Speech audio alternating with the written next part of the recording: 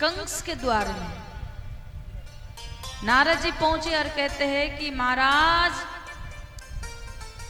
आपने कितने बड़े बड़े दैत्यों को भेजा, किसके लिए? बलराम और कृष्ण के लिए, उनको मारने के लिए।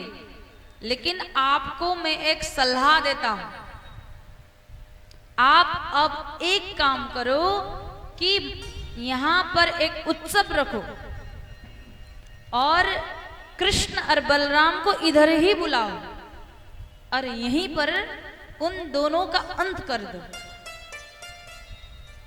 कंस कहता है, अरे वाह गुरुदेव, आपने तो बहुत बड़ा उपाय बताया, मैं ऐसा ही करूंगा। ऐसा सोचकर अक्रूर जी को बुलाया और अक्रूर जी से कहने लगा कि आप जाओ, मेरे रथ लेकर जाओ और जाकर वृंदावन से मथुरा दोनों भाइयों, कौन? कृष्ण और बलराम को लेकर आओ। यहां मल्ल युद्ध करवाएंगे और दोनों का अंत करेंगे। अक्रूर जी के मन में बड़ा चिंता हुई। क्यों? क्योंकि अक्रूर जी भगवान कृष्ण के परम भक्त थे और लेने जाना उनको ही सौंपा गया।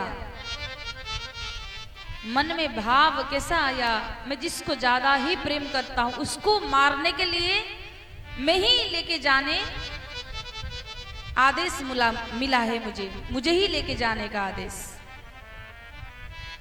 और उधर नारद जी जाते हैं और भगवान कृष्ण को कहते हैं कि आज के तीसरे दिन में आपके हाथ से मैं कंस वध देखना चाहता हूं। भगवान कहते हैं, पहले उधर भटका के आए हो, अब मुझे भटका रहे हो। फिर भी आपका इच्छा पूर्ण हो जाएगा, भगवान ने कहा। और अक्रूर जी आज मथुरा से वृंदावन की ओर प्रस्थान कर रहे हैं। रास्ते में जितने भी वृक्ष देखते हैं, देखते ही अश्रु बिंदु, आंख से आंसू गिरने लगता है। मेरे से अच्छे तो ये वृक्ष है जो हर रोज भगवान का दर्शन कर सकते हैं। जब वृंदावन पहुंचे तो वहां पर भगवान श्री ठाकुर जी का चरण छाप था। उसको देखते ही वहां पर लोटपोट होने लगे उस भूमि में और मन ही मन सोचने लगे, मेरे से भाग्यवान ये मिट्टी है जो रोज भगवान का चरण स्पर्श कर सकता है। हर वृक्ष को देखते हैं, आंख से अश्रु प्रवाह होने लगा। हर पुष्प को, हर लताएं को देखते हैं, मेरे से भाग्यवान ये सब है, ये लता पताएं सब। क्यों? क्योंकि रोज भगवान इसका स्पर्श करते हैं और ये सब लोग भगवान का दर्शन करते हैं। और इस भूमि कितना पवित्र है जहां भगवान नंगे पैर चलते हैं। दंडवत करने लगे, नमन करने लगे, रोते हुए। सुबह से शाम हो गई, लेकिन मथुरा से वृंदावन श्री ठाकुर जी के घर पहुंचे नहीं अभी तक। ज्यादा दूर नहीं है, मथुरा से वृंदावन 10, 15, 18, 20 किलोमीटर से ज्यादा नहीं होगा। लेकिन फिर भी उनको इतना समय लगा, सोचते रह गए, मेरे कृष्ण कैसे दिखते होंगे। एक बार दर्शन करने के बाद मेरा भाग्य उदय हो जाएगा। आज मुझे कृष्ण का दर्शन करने का अवसर मिल रहा है। सोचते सोचते ही शाम को पहुंच गए श्री ठाकुर जी के पास। अब भगवान अक्रूर जी का ही इंतजार कर रहे थे। जैसे अक्रूर जी पहुंचे, अक्रूर जी को कहते हैं कि महाराज सब कुछ ठीक है, लेकिन मेरी माँ को ये मत बताना कि कंस ने आपको भेजा है। क्यों? क्योंकि मेरी माँ सहन नहीं कर सकती। मेरी माँ को जब पता चलेगा कि कंस मुझे लेने के लिए कंस ने मुझे आपको भेजा है, तो यहां से मुझे वो नहीं भेजेगी। इसलिए आप ये बताना कि मथुरा में भारी उत्सव है, मेला है, उसको देखने के लिए लेने आया हूं, बस इतना ही बोलना। अक्रूर जी ने भी वैसे ही किया।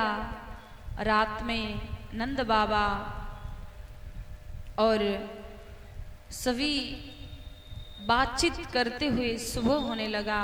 सभी गोपियां को पता चला कि आज श्री कृष्ण मथुरा छोड़कर वृंदावन छोड़कर मथुरा प्रस्थान कर रहे हैं। अब सभी गोपियों के मन में बड़ा भारी चिंता हुई कि हमारे ठाकुर हमको छोड़ के जा रहा है। आज सभी गोपियां रोते हुए चिल्लाते हुए द्वार में खड़ी है। सभी गोपियां आज श्री ठाकुर जी को रोकने के लिए तैयार है कि हमारे कृष्ण हमको छोड़कर कैसे जा सकता है। ये ब्रजधाम बिना कृष्ण के कैसे होगा। भगवान आज सभी गोपियों का रोदन देखकर चिंतित हो गए हैं, बड़ा चिंता में है कि आज इन गोपियों को मैं मनाऊं तो मनाऊं कैसे। सब गोपियां रोते हुए द्वार में खड़ी है, कोई भेजना नहीं चाहता। श्री ठाकुर जी समझाते हैं, गोपियां मैं तो कुछ दिन के लिए ही तो जा रहा हूं, थोड़ी ना तुम सबको छोड़ के जा रहा हूं। यहां पर मैं वापस आऊंगा, तुम लोग चिंता मत करना, मैं जरूर आऊंगा, जल्दी आऊंगा, लेकिन अभी मुझे जाने देना। जैसे रथ में प्रवेश कर ही रहे थे, श्री ठाकुर जी के नेत्र राधा को ढूंढने लगा। वहां पर राधा दिखाई नहीं दी। तब गोपी से भगवान प्रश्न करते हैं, मेरी राधा नहीं आई, राधा नहीं आई। तब गोपिन कहते हैं कि राधा कैसे देख सकती है कि ये बिछोड़ के समय आप जा रहे हो मथुरा। वो दूर का जो वृक्ष है ना, उसके नीचे बैठकर अश्रु बिंदु आंसू गिरा रही है, रोते हुए बैठी है, बेहोश जैसे पड़ी है। आज श्री ठाकुर जी राधा जी के सामने जाते हैं, राधा जी रो रही है। ठाकुर जी समझाते हैं, राधा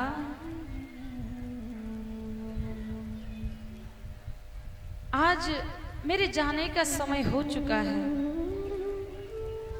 तुम चिंता मत करना, कुछ दिन के बाद मैं वापस आऊंगा। लेकिन राधा तुम तो मुझे समझ सकती हो कि आज मैं यहां से नहीं जाऊंगा तो आगे का लीला कैसे होगा। राधा रो रही है और भगवान ने वचन दिया कि राधा ये वंशी, ये मुकुट मैं आज तुम्हारे हाथ में सौंप दूंगा। आज के बाद जब भी मेरा याद आता है ना, जब भी मेरा याद आएगा तो इस वंशी से मुझे पुकारना, मैं जरूर उपस्थित हो जाता हूं, मैं जरूर आऊंगा। और ऐसा कहकर भगवान उस रथ में बैठ गए और मथुरा की ओर प्रस्थान करने लगे। सभी गोपियां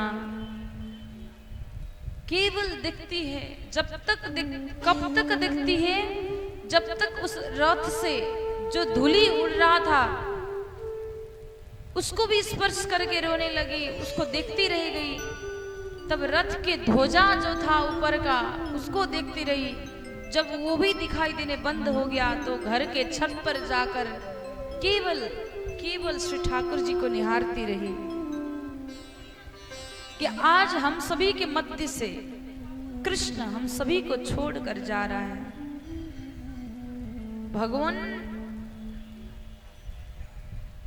गोपियों को छोड़कर जाना तो नहीं चाहते थे, लेकिन आगे का जो लीला है वो करना था, क्योंकि गोपी जितना प्रेम करती थी ना, उतना प्रेम तो और कोई कर सकता था ही नहीं कर सकता था, क्योंकि गोपी का जो भाव था वहां पर उद्धव जैसे ज्ञानी व्यक्ति भी फीका पड़ जाता था। ऐसी गोपी अनपढ़ गवार थी, लेकिन भक्ति में सबसे ऊंचा नंबर में उनका ही नाम आता था। ऐसी भक्ति भगवान से प्रार्थना करिए कि भगवान जो गोपी भक्ति करती थी वैसी भक्ति हम सभी को प्राप्त हो, हम सभी को मीराबाई की जैसी भक्ति प्राप्त हो, हम सभी को कुब्जा जैसी, जिसने एक चंदन के माध्यम से ही भगवान को प्राप्त कर लिया, वैसी भक्ति, शबरी जैसी वैसी भक्ति, अहिल्या जैसी वैसी भक्ति हम सभी को प्राप्त हो। इसलिए भगवान से प्रार्थना करिए।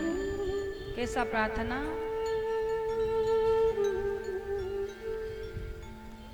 तुम पास पास रहना, तुम साथ साथ रहना। भगवान से यही प्रार्थना करना चाहिए। क्यों? आसपास रहेंगे तो वो भक्ति हमारे मन में भी हरदम उनके ऊपर ऐसे प्रेमी की तरह प्रेम हो जाए, एक प्रेमी की तरह। आइए प्रार्थना करते हैं। तुम पास पास रहना, तुम साथ साथ रहना, तुम पास पास रहना, तुम साथ साथ रहना, तुम पास पास रहना, तुम साथ साथ रहना, तुम पास पास रहना, तुम साथ साथ रहना। राही नया नया हो श्याम, राही नया नया हो, हम राही बन के रहना, तुम साथ साथ रहना, तुम पास पास रहना, तुम साथ साथ रहना, तुम पास पास रहना। मीठी मीठी तालियों के साथ।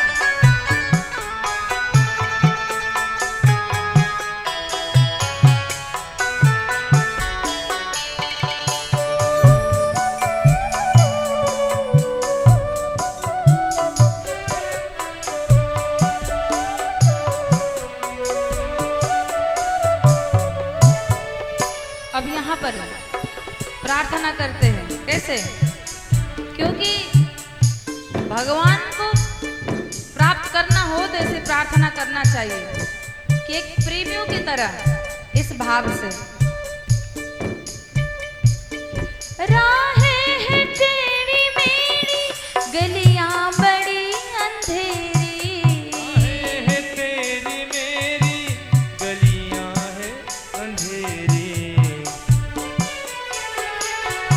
राहें हैं टेढ़ी मेढ़ी, गलियां बड़ी अंधेरी, ना कोई आस ना है, वीरान दुनिया मेरी,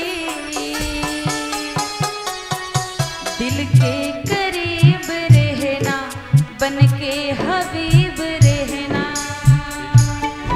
इसमें हबीब, हबीब माने प्रेमी, प्रेमी की तरह भगवान से प्रार्थना करिए। दिल के करीब रहना, बन के हबीब रहना, के करीब रहना, उनके हबीब रहना। राही नया नया हो श्याम, राही नया नया हो, हम राही बन के रहना, तुम पास पास रहना, तुम साथ साथ रहना। तुम पास पास रहना, तुम साथ साथ रहना।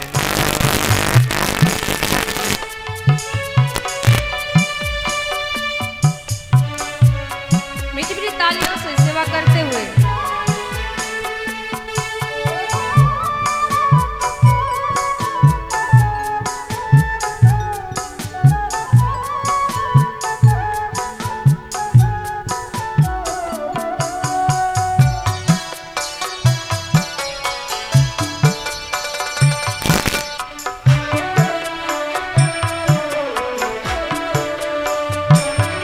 जीवन के इस सफर में उलझी हुई डगर में,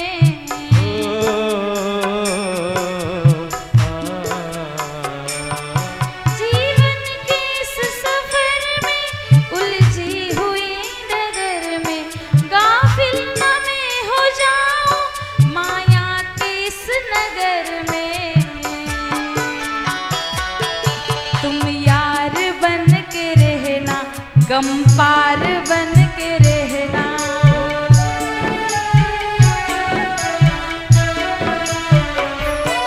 तुम यार बन के रहना, गम पार बन के रहना, गंबार बन के रहना। राई नया नया हो श्याम, राई नया नया हो, हम राही बन के रहना, तुम पास पास रहना, तुम साथ साथ रहना। पास पास रहना, तुम साथ साथ रहना।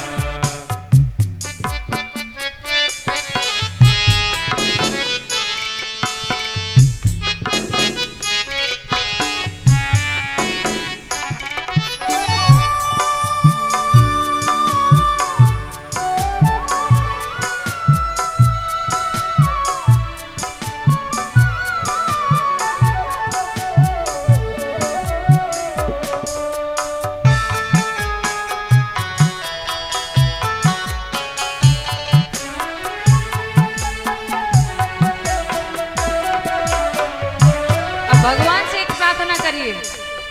कैसा प्रार्थना करिए? देखिए, जब कोई प्रेमी अपने प्रेमी के आगे जब कहता है ना, जब तक वो प्यार होता है तो कितना शुद्ध होता है, दिल से होता है।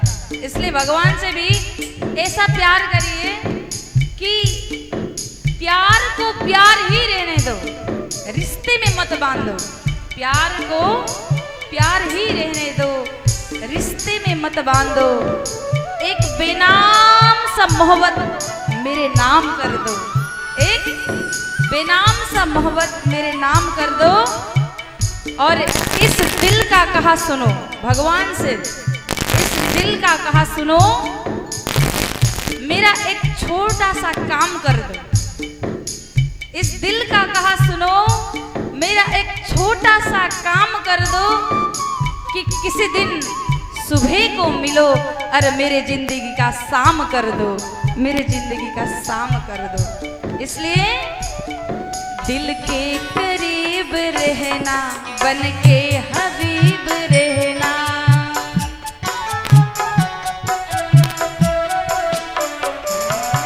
दिल के करीब रहना, बन के हबीब रहना। दिल के हबीब रहना, के हबीब रहना। राई नया नया हो श्याम, राई नया नया हो, हम राही बन के रहना, तुम पास पास रहना, तुम साथ साथ रहना। तुम पास पास रहना, तुम साथ साथ रहना। तुम पास पास रहना, तुम साथ साथ रहना। तुम पास पास रहना, तुम साथ साथ। तो ऐसा प्रेम करना चाहिए भगवान से, गोपियों की तरह। तो आज श्री ठाकुर जी वहां से पहुंचते हैं मथुरा, और मथुरा पहुंचने के बाद कंस को बताया जाता है कि आपके जो शत्रु है, बड़े वाला दुश्मन, आपके काल कुछ भी हो वो पहुंच गया। कंस को पता चलता है और कुबलैपिड़ नाम के हाथी को मतवाला करके जिस द्वार से श्री कृष्ण आएंगे उसी द्वार में छोड़ देते हैं। और इधर भगवान ने धोबी को उद्धार किया, उसके बाद कुब्जा को कृपा किया, कुब्जा के ऊपर एक दर्जी को आशीर्वाद दिया और शिव धनुष को तोड़ दिया कि कंस को पता चले कि अब तुम्हारा काल द्वार पर खड़े हैं।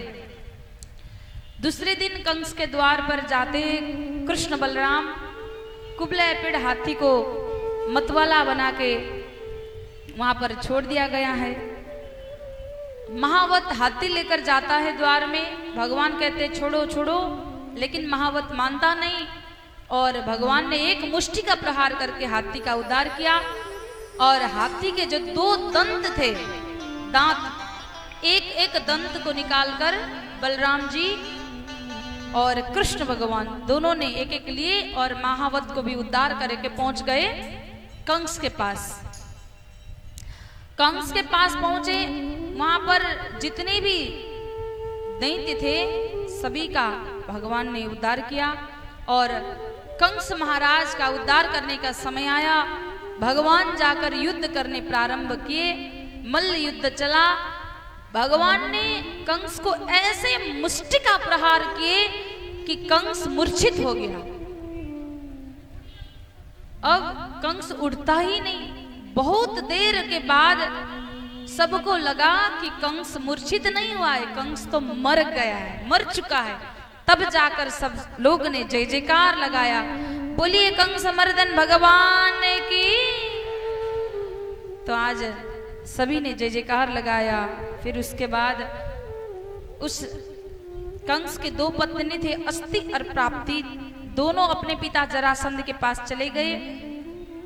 उग्रसेन को मथुरा के राजा बनाया गया। तब भगवान कृष्ण सांदीपनी नाम के मुनि के आश्रम में जाकर गुरुकुल में विद्या अर्जन करते हैं। 64 दिन में 64 विद्या हासिल किया और गुरु को गुरु दक्षिणा देने का समय आया। देखिए, गुरु बनाने के बाद कुछ न कुछ तो देना पड़ेगा। तो यहाँ पर आज भगवान कृष्ण भी कुछ न कुछ दे रहे अपने गुरु को। क्या दे रहे हैं? जाकर कहते गुरुदेव मैं क्या प्रदान करूं? गुरुदेव ने कहा गुरु माँ को पूछो, उनको कुछ चाहिए तो बोलेगी। जाकर गुरु माँ से पूछते हैं कि माँ मैं क्या प्रदान करूं गुरु दक्षिणा में? माँ कहती है मेरा पुत्र खो गया था, वो अभी तक लौटा नहीं, उसको मुझे दक्षिणा के रूप में प्रदान करो। भगवान ने धर्मराज के पास जाकर धर्मराज से गुरु का पुत्र वापस लेकर आए और गुरु को गुरु दक्षिणा के रूप में प्रदान किया। देखिए, जो मरा हुआ बालक था उसको भी वापस लेकर गुरु दक्षिणा के रूप में प्रदान किए भगवान। ऐसे भगवान ने कृपा की। इधर भगवान वापस चले आए मथुरा। मथुरा आने के बाद एक दिन देवकी माता ने माखन और मिश्री भोग लगाई, भगवान के सामने लाकर रख दी। भगवान जोर जोर से रोने लगे और जाकर अपने कक्ष से उस खिड़की को खोलकर वृंदावन को देखने लगे।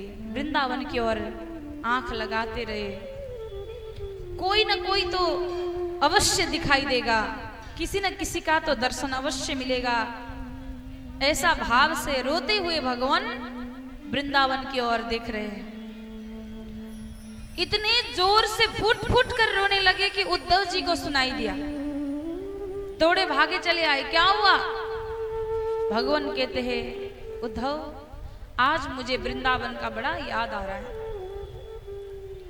बड़ा जोर से याद आ रहा है मुझे आज वृंदावन का। मेरी माँ मुझे प्रतिदिन माखन खिलाती थी, आज मुझे वही माखन का याद आ रहा है।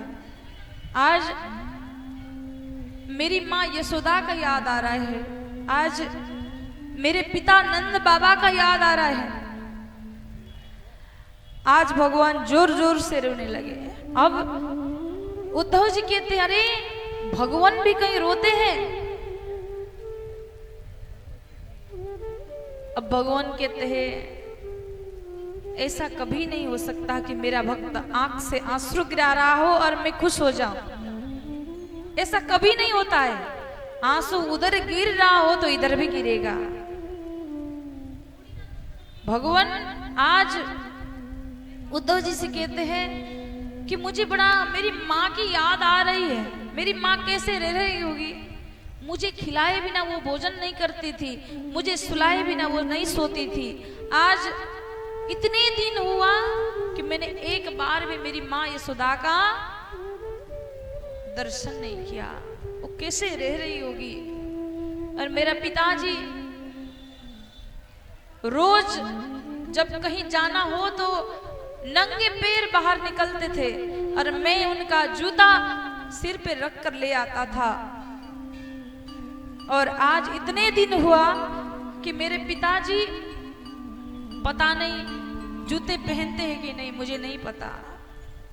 इतने दिन से मुझे बड़ा याद आ रहा है उद्धव। और वो गोपी, एक बार मेरी माँ ने मुझे समझाया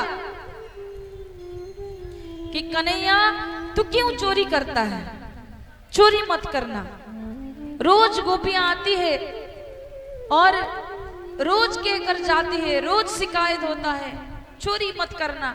एक दिन मैंने चोरी नहीं किया, मैं किसी के घर नहीं गया, तो दूसरे दिन सभी गोपियां चली आई और कहती है, यशोदा ये लाला तुम्हारा ही पुत्र नहीं, ये हमारा भी पुत्र है।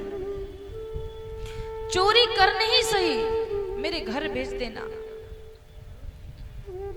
भला हम सब लोग गरीब हैं, फिर भी चोरी करने ही सही लाला हमारे घर आना चाहिए। लाला को हमारे घर भेज देना। और आज वो गोपियां कैसे रह रही होगी मुझे पता नहीं। इतना दिन हुआ, अभी तक एक बार भी मैंने वृंदावन की तरफ मुंह मोड़ के नहीं देखा। उद्धव जी कहते हैं, आपको ज्ञान से समझाना चाहिए था। भगवान कहते हैं, उद्धव तुम भी तो ज्ञानी हो, जाकर एक बार समझा के आओ। किसको? 3 लोग को। एक मेरी माँ यशोदा, दूसरे मेरे पिता नंद बाबा और तीसरे गोपी। सबको समझा के आओ। अपने ज्ञान से सबको समझाना। तो उद्धव जी को भगवान ने पीतांबर वस्त्र धारण करवाया, अपने ही रथ प्रदान किया और मथुरा से वृंदावन भेज दिए। उद्धव जी पहुंच गए कहां? जैसे वृंदावन पहुंचे, लग रहा था कि एक बंजर भूमि में पहुंचे हैं। सन्नाटा छाया है, कोई जिंदा है कि नहीं, ऐसा दृश्य दिखाई दिया। उद्धव जी आज गोपिन से पूछते हैं, नंद बाबा का घर कहाँ है? गोपियां कहती है, मथुरा से आया हो। उद्धव जी कहते, हाँ। क्यों? क्योंकि वृंदावन में तो हर कोई को पता है कि कृष्ण के घर कौन है, केवल मथुरावासी को ही पता नहीं। उद्धव जी कहते हैं, तो बताओ कहाँ है? तो गोपिन कहती है, जो पास में ये नदियां बह रही है ना, ये नदी के द्वार में इसी को पीछा करते चले जाना। ये जहां से बहती हुई आई है वहीं पर नंद बाबा का द्वार है। क्योंकि ये नदी नदी नहीं है, ये नंद बाबा और यशोदा का अश्रु है, आंसू है। जिस दिन से कृष्ण यहाँ से चला गया उस दिन से मुझे पता नहीं नंद बाबा के घर में भोजन भी बना है कि नहीं। नंद बाबा अच्छे तो होंगे, यशोदा माता कान कम सुनती है। चले जाओ। उद्धव जी पहुंच गए नंद बाबा के द्वार में। शाम का समय था। नंद बाबा दुबले से पतले से दौड़े भागे बाहर चले आए। आकर उनको लगा कि कृष्ण आ गया, मेरा कृष्ण आ गया। पीतांबर वस्त्र देखते ही उनको लगा कि मेरा कृष्ण आ गया। दौड़े भागे चले गए, अरे अंकमाल करते, मेरा कृष्ण मेरा कृष्ण सहलाते हैं। उद्धव जी कहते हैं कि मैं कृष्ण नहीं हूं, मैं कृष्ण का सखा हूं उद्धव। नंद बाबा कहते हैं सखा भी तो पुत्र समान है, आओ। अंदर ले जाते हैं, बिठाते हैं, पूछते हैं मेरा कृष्ण कैसा है। गुस्से में ही सही कभी ना कभी तो मेरा याद करता होगा, कभी ना कभी तो मुझे पुकारता होगा कि नंद बाबा कैसे है, कभी ना कभी तो सोचता होगा। लेकिन एक बार भी मुड़कर नहीं देखा इस वृंदावन को। जब से यहां से चला गया है तब से बस हम उसी की याद में बैठे हैं, उसी की याद में डूबे रहे हैं। तब तक यशोदा माँ पूछती है कौन आया है, किससे बात कर रहे हो। नंद बाबा ने बताया कि कृष्ण का सखा आया है। यशोदा माँ आती है, सहलाने लगती है और कहती है अरे कृष्ण का सखा, मेरा कृष्ण कैसा है, वो भोजन करता है कि नहीं। कभी कभी तो माँ का याद करता होगा, कभी ना कभी तो यशोदा का याद आता होगा उसको भी। और पूछती है मैया, सहलाती है, भोजन के लिए दौड़े भागे जाती है रसोई में। कितने दिन से रसोई में भोजन बना नहीं, थोड़ा सा कुछ लेकर आती है, भोजन खिलाती है। और नंद बाबा पूछते हैं, इधर उद्धव जी समझाते हैं कि पिताजी आप एक बात ध्यान रखना, कृष्ण कोई साधारण व्यक्ति नहीं है, वो तो परमपिता परमेश्वर भगवान ब्रह्मांड का नायक है। अब वो चला गया है तो ये जो मन है ना, मन तो भगवान में समर्पित करना चाहिए, भगवान से प्रार्थना करना चाहिए, उनसे उनका ध्यान करना चाहिए। नंद बाबा कहते अरे भगवान होता तो भूखे पेट जब जिस दिन सोता था उसको नींद नहीं आती थी। भगवान होता तो द्वार में जाकर गोपिन के माखन नहीं चुराता। वो मेरा पुत्र है।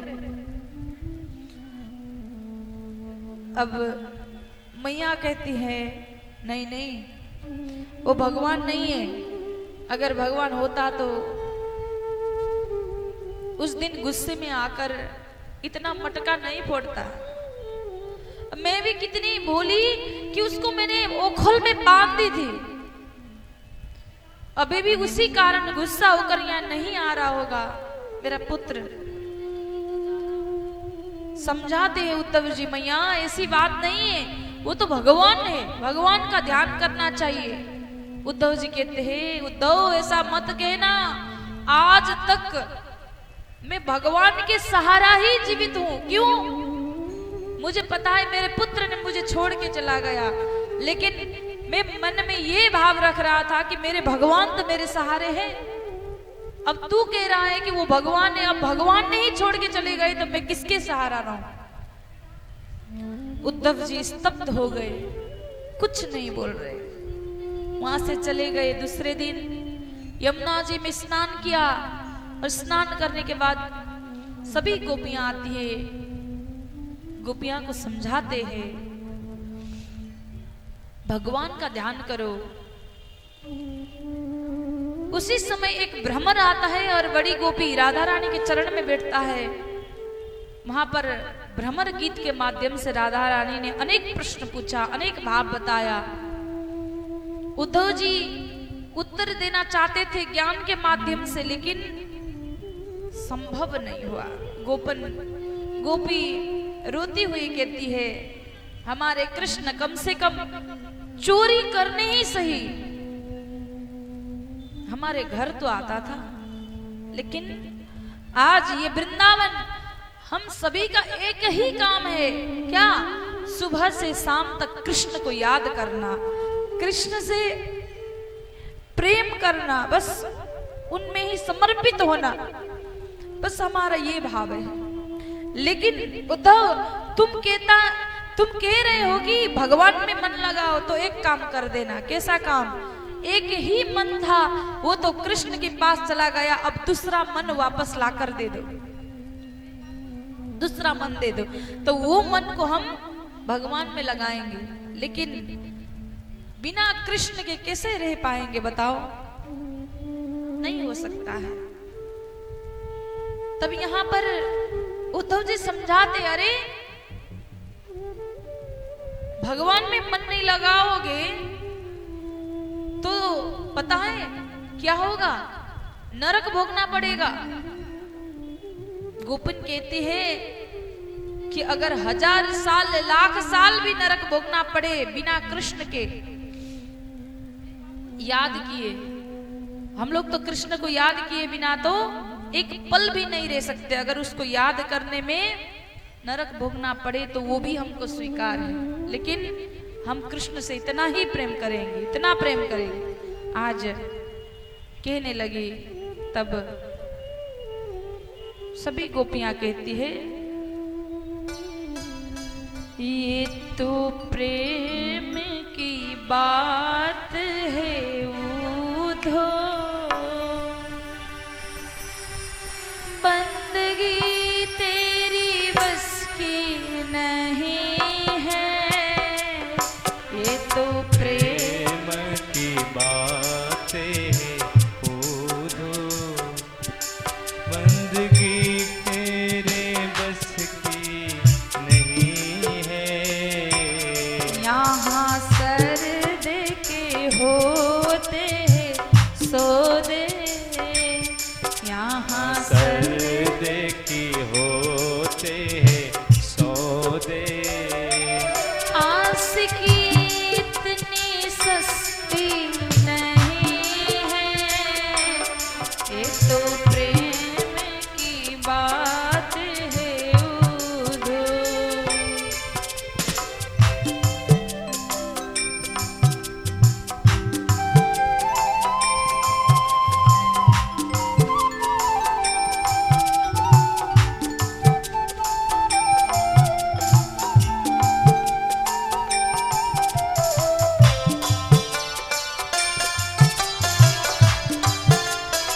मीठी तालियों के साथ में सेवा करते हुए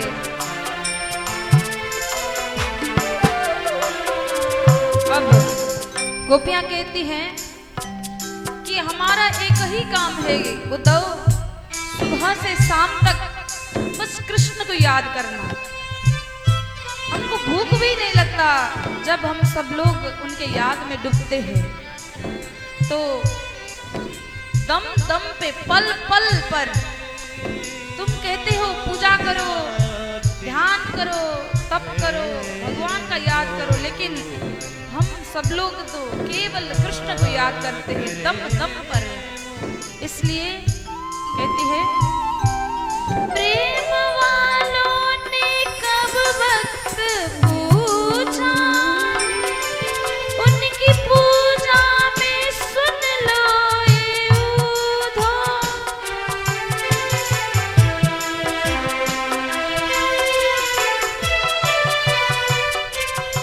प्रेम वालों ने कब वक्त पूछा, उनकी पूजा में सुन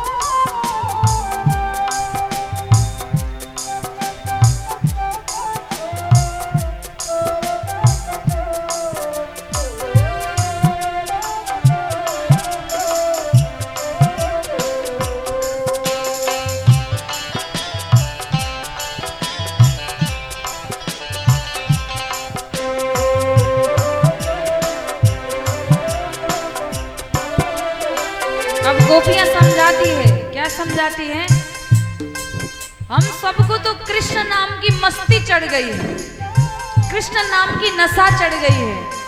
और ये नशा ऐसा नशा है ना, ये उतरने वाला नहीं है। जो चढ़ती है उतरती है, वो असल में मस्ती नहीं है, वो नशा नहीं है। जो एक बार पीने के बाद जीवन उतर जाए वही मस्ती है, वही नशा है, और वो कृष्ण नाम की मस्ती। और कहती है, जो असल में है मस्ती में डूबे, उन्हें क्या परवाह जिंदगी का। जो असल में है मस्ती में डूबे, उन्हें क्या परवाह जिंदगी का। जो उतरती है चढ़ती है मस्ती, जो उतरती है चढ़ती है मस्ती, वो हकीकत में मस्ती नहीं है। ये तो प्रेम की बात है, उदो बंदगी तेरी बस की नहीं है। यहाँ सर दे के होते हैं सौदे, यहाँ सर दे के होते हैं सौदे।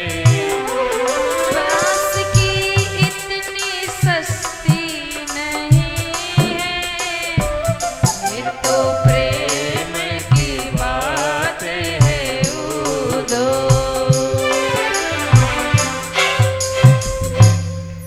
तो आज गोपियां समझाती है कि ये तो प्रेम की बात है, तू नहीं समझेगा।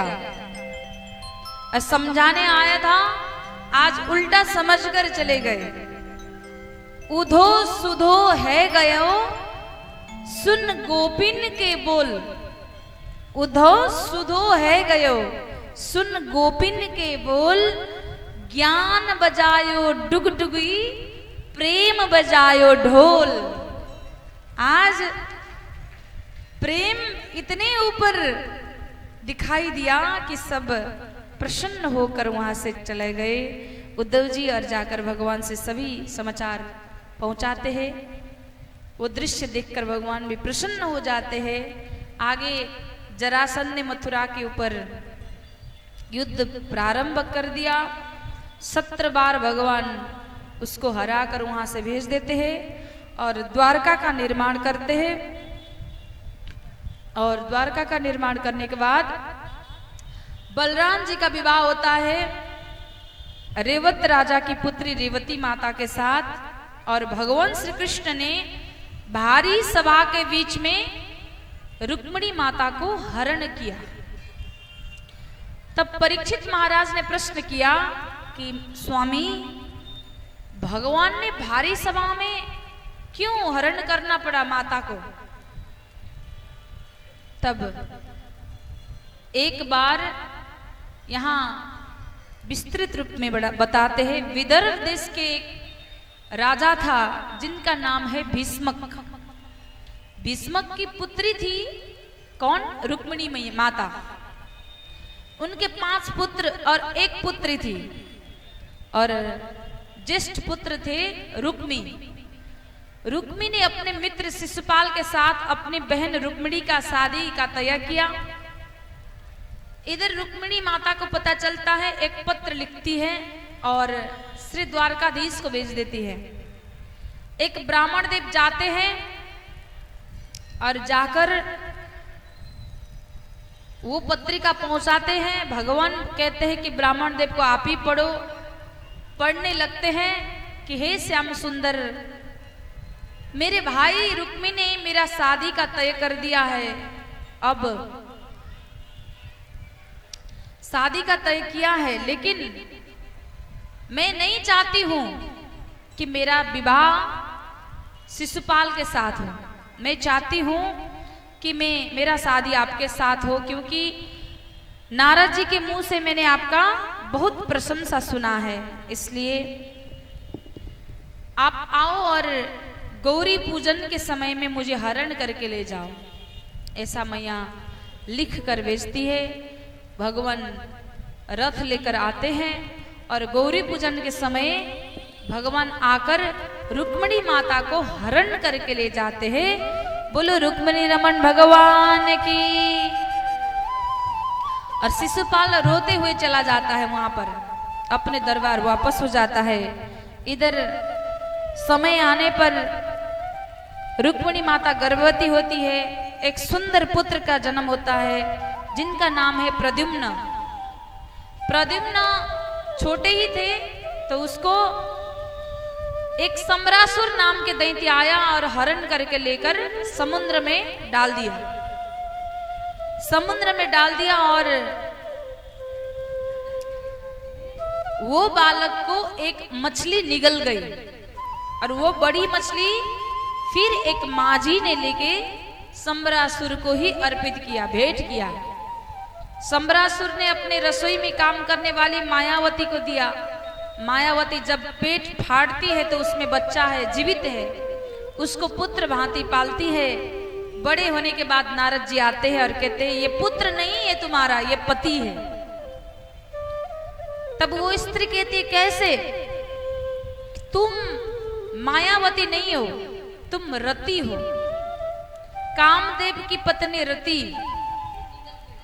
जब भगवान शंकर का तीसरा नेत्र खुला था तब तुम्हारे पति कामदेव जलकर भस्म हुए थे और वही कामदेव अभी कृष्ण के प्रथम पुत्र के रूप में जन्म लिया है, अब यही तुम्हारे पति है, ऐसा नारद जी ने कहा। और प्रद्युम्न कहते हैं मैं पहुंचा क्यों यहां पर? नारद जी कहते हैं तुम्हारा हाथ से ही इस सम्रासुर का अंत होगा, इसलिए आए हो। तब भगवान ने युद्ध के लिए ललकारा, सम्रासुर के साथ युद्ध प्रारंभ हुआ, सम्रासुर का अंत कर दिए और प्रद्युम्न और रति दोनों द्वारका के ओर प्रस्थान करते हैं। जब माता रुक्मिणी ने देखा तो देखती रह गई, अरे मेरा बेटा जैसा ही है, कौन हो सकता है? तब उस समय आज नारद जी आकर कहते हैं बेटा जैसा नहीं यही आपका बेटा है और बहू के साथ में आया। तब धूमधाम शादी का तैयारी होता है और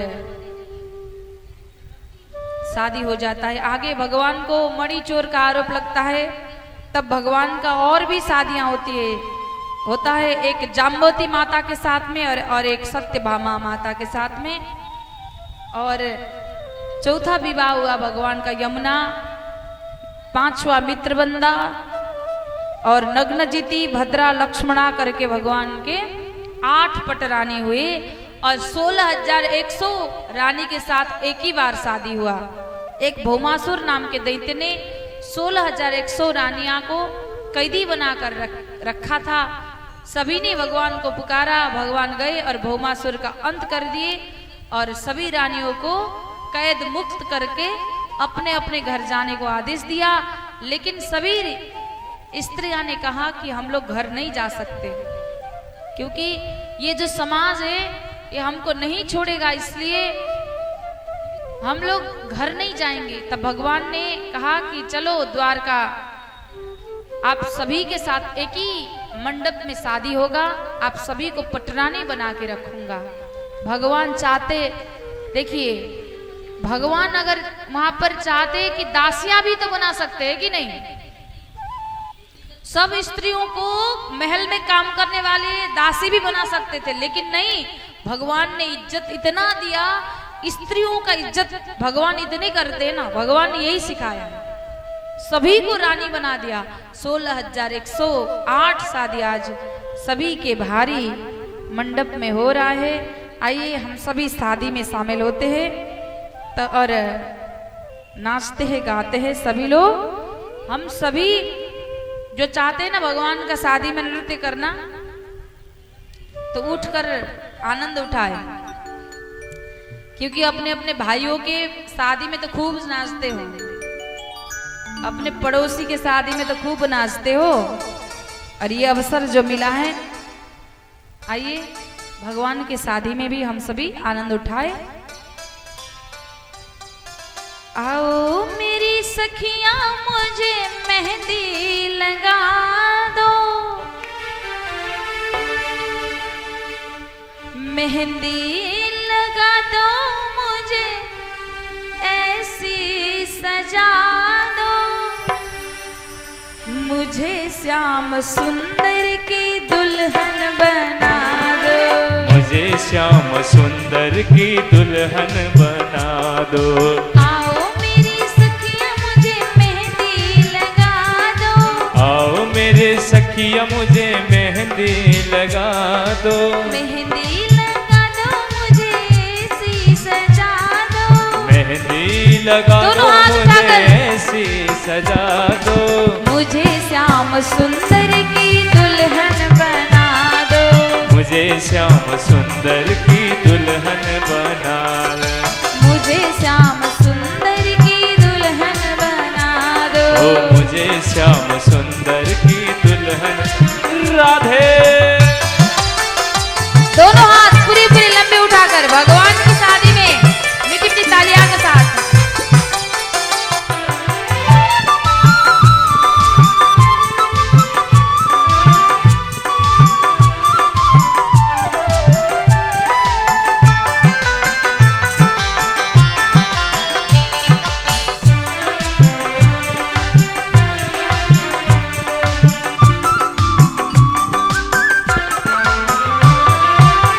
सत्संग में मेरी बात चलाई, ओ सत्संग में मेरी बात चलाई, सत्संग में मेरी बात चलाई, सत्संग में मेरी बात चलाई, सतगुरु ने मेरी किन्हीं सगाई, ओ सतगुरु ने मेरी किन्हीं रे सगाई, सतगुरु ने मेरी किन्हीं सगाई, सतगुरु ने मेरी किन्हीं रे सगाई, उनको बुला के हाथ ले बातों करा दो, उनको बुला के हाथ ले बातों करा दे, उनको बुला के हाथ ले बातों करा दो, उनको बुला के हाथ ले बातों करा दे, मुझे श्याम सुंदर की दुल्हन बना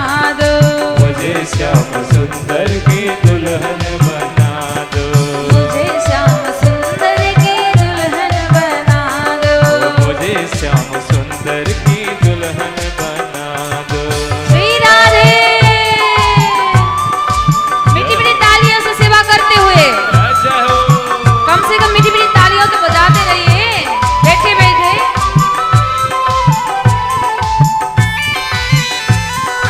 हरि बोल।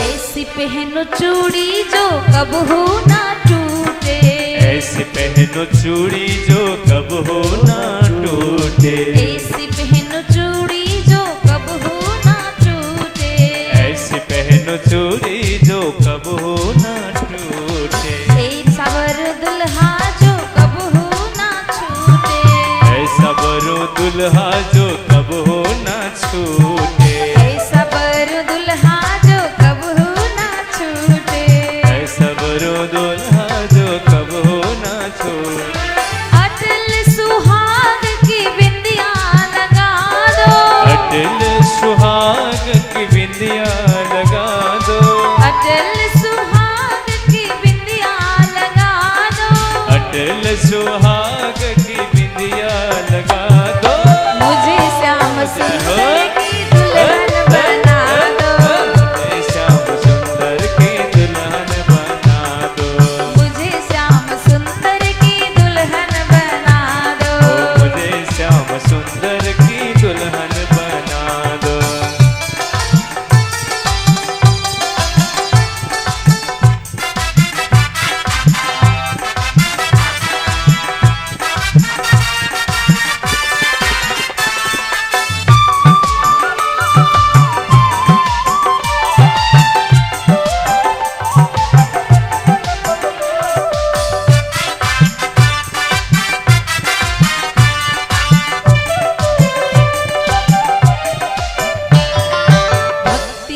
सुरमा मैं आंखों में लगाऊंगी, भक्ति का सुरमा मैं आंखों में लगाऊंगी, भक्ति का सुरमा मैं आंखों में लगाऊंगी, भक्ति का सुरमा मैं आंखों में लगाऊंगी। दुनिया से नाता तोड़ उनकी हो जाऊंगी, दुनिया से नाता तोड़ उनको ही हो जाऊंगी, दुनिया से नाता तोड़ उनकी हो जाऊंगी, दुनिया से नाता तोड़ उनकी हो जाऊंगी। सतगुरु बुला के मेरे फेरे तो करवा दो, सतगुरु को बुला के मेरे फेरे तो बढ़वा दे, सतगुरु बुला के मेरे फेरे तो करवा दो, गुरु को बुला के मेरे फेरे तो बढ़वा दे।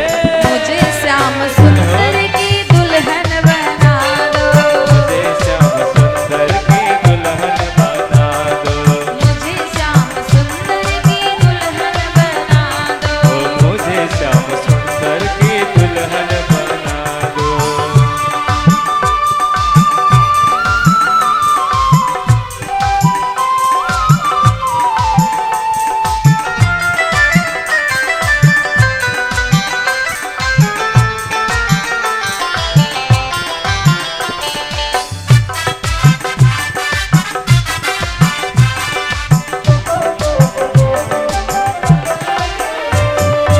ऐसी ओढ़ू चुनरी जो रंग ना ही छूटे, ऐसी ओढ़ चुनरी जो रंग ना ही छूटे, ऐसी ओढ़ू चुनरी जो रंग ना ही छूटे, ऐसी ओढ़ चुनरी जो रंग ना ही छोड़े, प्रीति का धागा जो कबहू ना टूटे, प्रीति का धागा जो कब हो न छूटे, प्रीति का धागा जो कबहू ना टूटे, प्रीति का धागा जो कब हो न टूटे। आज मेरी मोतियों से मांग भरा दो, आज मेरे मोतियों से मांग तो भरा दो, आज मेरी मोतियों से नांग भरा दो, आज मेरे मोतियों से मांग तो भरा दे।